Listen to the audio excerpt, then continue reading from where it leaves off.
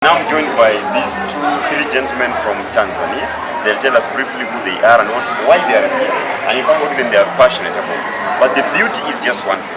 Kiswahili and English, national and official languages in Tanzania, so they're allowed to speak any language because tunakuza lugha zote, si ndio? Karibu sana. Mimi kwa majina naitwa Honest Julius Mugani, huyu anaitwa Nathan na huyu ni Otinia. Tusikie sauti zao. Acha tunaseme majina tusikie sauti zao. Mimi kwa majina naitwa Nathan John. Naitwa Otinia Tom Magehema. Sasa tuko hapa hivi na Honest, tuko na Nathan na tuko na Otinia. Sio?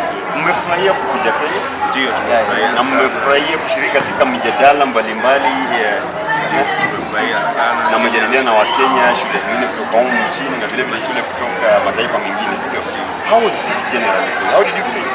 Ilikuwa ni wakati mzuri sana kukutana na wenzetu wa Kenya, Rwanda, Uganda, tumebadilishana mawazo, tumejua jinsi ambavyo wenzetu wanasoma, wanaendelea. Tumekuja kushindana, lakini kuna vitu vingi sana tumeweza kujifunza katika hii safari yetu ya kutoka Tanzania hadi Kenya, na pia tunafuraha sana katika haya mashindano tumeweza kufikia katika hatua ya nusu finali. Tunarudi na kikombe nyumbani. Unajua, ningefurahia sana mngefika katika finali. Manake mada ya mzungumzo pale ilikuwa inazungumzia masuala ya ujamaa.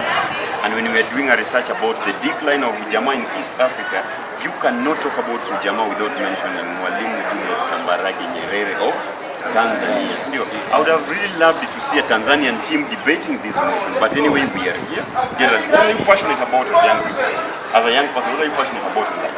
Sisi hapa tunachofurahia ni siku moja tuje kuwa watu wakubwa na kubadilisha nchi yetu Tanzania, East Africa na Afrika kwa ujumla. Tunapenda sana hizi nchi zetu ziwe na maendeleo, na sisi kama vijana wadogo tunathamini sana kufanya kazi kwa juhudi na bidii ili mwisho wa siku nchi zetu hizi za Afrika, Tanzania, East Africa siku moja ziwe kuwa nchi kubwa zenye maendeleo makubwa na uchumi.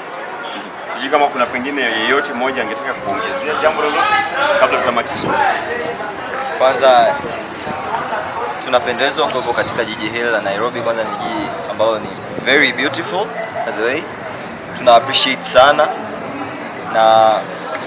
sana jinsi ya mashindano yanavyokuwa run, yanavyoendeshwa na ndugu zetu wa Kenya.